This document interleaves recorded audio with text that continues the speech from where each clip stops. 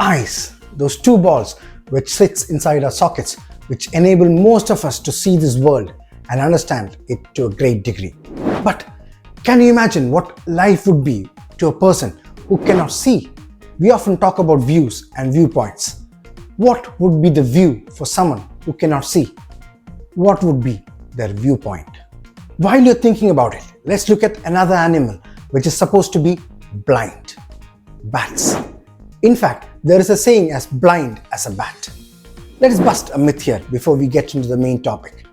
No, bats are not blind. In fact, many species of bats have quite a good vision, particularly those that are active during the daytime. However, since most bats are nocturnal or are animals that are active during the night, they have evolved to rely more heavily on other senses to navigate and hunt for prey in the dark. And no prizes for answering what bats use to navigate in the dark. Everyone knows about it. Echolocation. Echolocation is a sophisticated system where bats emit high-frequency sounds and then listen to the echoes that bounce back from objects, allowing them to effectively see their surroundings in the dark. The system is so precise that bats can detect and capture insects mid-flight using echolocation alone. So for bats, their vision is not their primary sense. The same is the case with many other animals. Dolphins also use this kind of method extensively. They emit high-frequency sounds, often called clicks, and then listen to the echoes bouncing off objects in their environment. Echolocation is essential for dolphins, especially in the murky depths where visibility is limited. It helps them to detect obstacles, find food, and communicate with other dolphins over long distances. Have you seen how cats navigate? They navigate primarily using their noses. Dogs and cats have incredibly sensitive noses and rely heavily on their sense of smell to navigate their environment. They also communicate with others, and they of course locate food using their noses. If you have raised cats, you would have noticed that once you have come back after buying groceries, your cat would sniff around the bags like a security officer, even though they could probably see the bags clearly. They are using their olfactory senses to understand the new thing in their environment. But what about us humans? We use our vision as our primary sense. But can we use our other senses to some extent? Our sense of smell and hearing abilities are very limited when you compare it with other animals. But what if there was a way to develop our other senses in case our vision fails us? And do check out this video where I've explained how you can have more than 5 senses. Could we echolocate like bats? Could we understand the world through sounds? Apparently, we can. And one man has demonstrated it with utmost perfection. Daniel Kish, a real-life Batman who sees through his ears. And this is his story.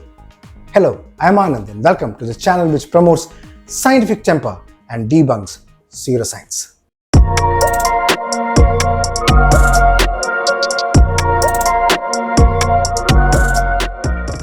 Daniel Kish is a California-born man who lost his vision when he was a baby in a crib.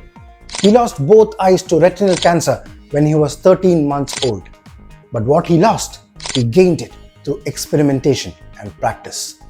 He uses sounds just like bats do to see. Yes, he uses echolocation just like the flying mammals. In fact, he does it so well that he does almost all the things that a man with both eyes intact can do. He can walk without the help of a guide dog.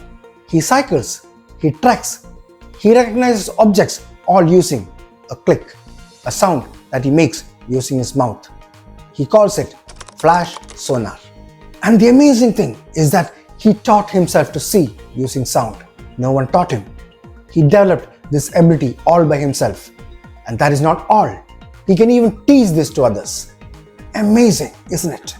The surprising thing is that ever since he was a child, he made clicking noises with his tongue to understand his environment. In fact, he wasn't aware that he was doing it, just as sighted people don't consciously teach themselves to see.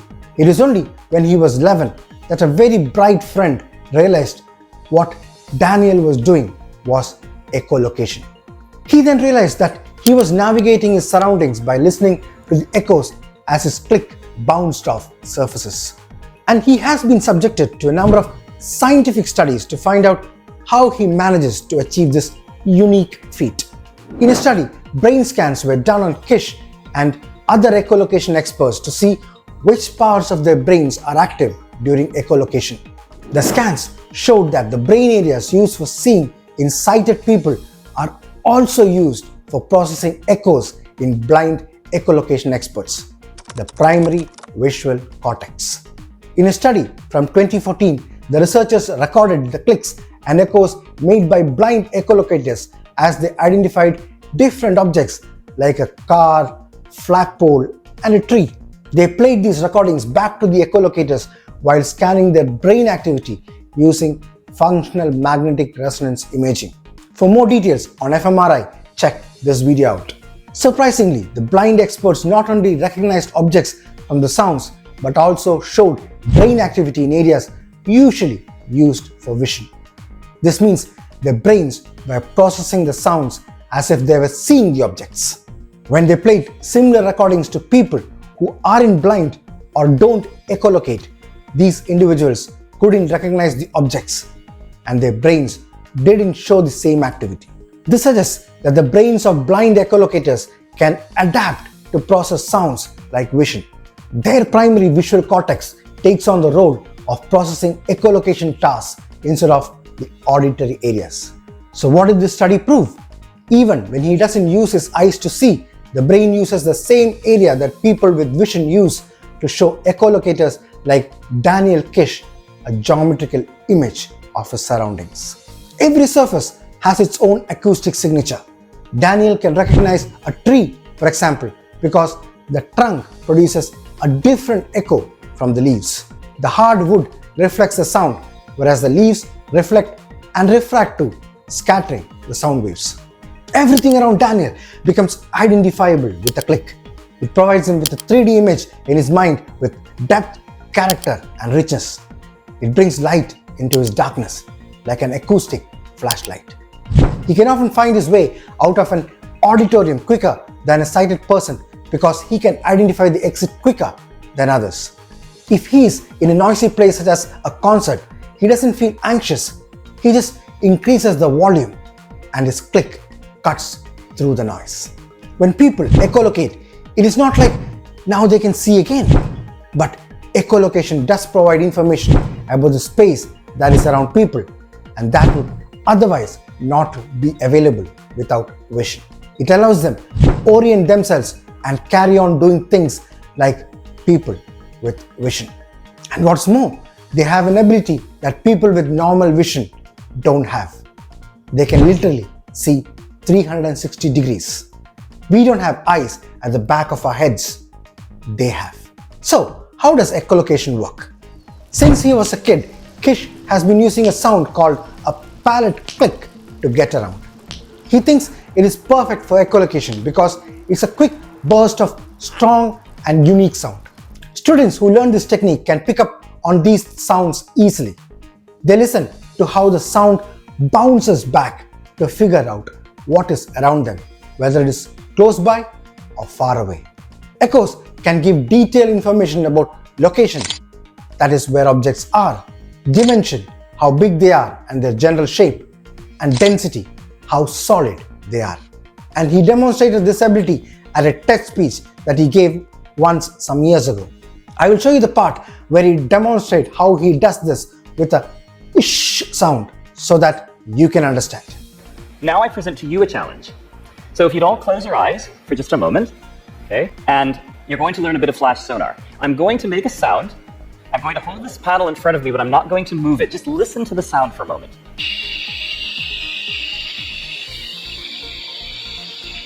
Okay, nothing very interesting. Now, listen to what happens to that same exact sound when I move the panel.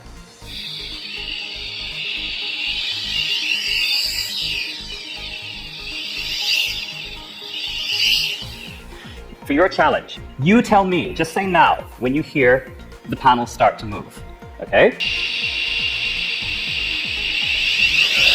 Good, excellent. Open your eyes. All right, just a few centimeters you would notice the difference. You've experienced sonar.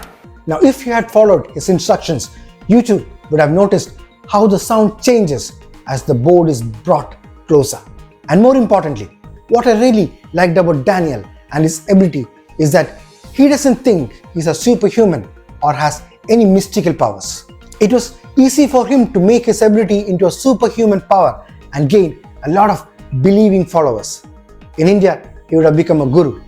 But in his own words, anyone can improve their ability to echolocate. My brain isn't special. This isn't something unique to my brain. It isn't something unique to a select few.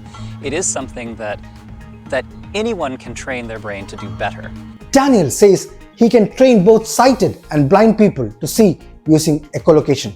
And similar studies conducted by researchers at the Durham University suggest that echolocation could well be a general ability and not something only the blind could have. Yes, you could become the next Batman if you can practice it long enough. Kish is also president of the World Access for the Blind USA and is a certified orientation and mobility specialist who teaches people the technique of seeing using sound. And is Daniel Kish the only person who can echolocate? No, a boy from Arunachal Pradesh in India named Thomas Tajor taught himself to echolocate as well. So did Ben Underwood, an American boy who used echolocation to accomplish such feats as running, playing basketball, riding a bicycle, rollerblading, playing football, and skateboarding. There are others such as Lawrence Cadden, Lucas Murray, Kevin Warwick, and Juan Ruiz who have displayed Batman-like abilities to see without vision. So Daniel Kish is not the only Batman around. So what is the moral of this story? It just proves that man need not be limited to his primary visual sense to see and perceive objects. They have the ability to enhance their senses with a little bit of practice. Daniel and other echolocators prove that loss of vision is not the end of the world. It is no longer a handicap. Instead of putting your head into the hands of pseudoscientific Ayurvedic Vaidyas to try and cure blindness, it is better to learn echolocating to be able to see the world in a new light with a click. I would like to try it someday. It would be a wonderful way to see this world using only clicks. Who knows, I may get more clicks on that video than what I get from my normal videos. I hope you like this video. If you think that this information was useful, do share it with your friends and family so that if they have any visually impaired persons, they may benefit from the information. I shall see you in the next video pretty soon. Until then, stay skeptical and follow the evidence.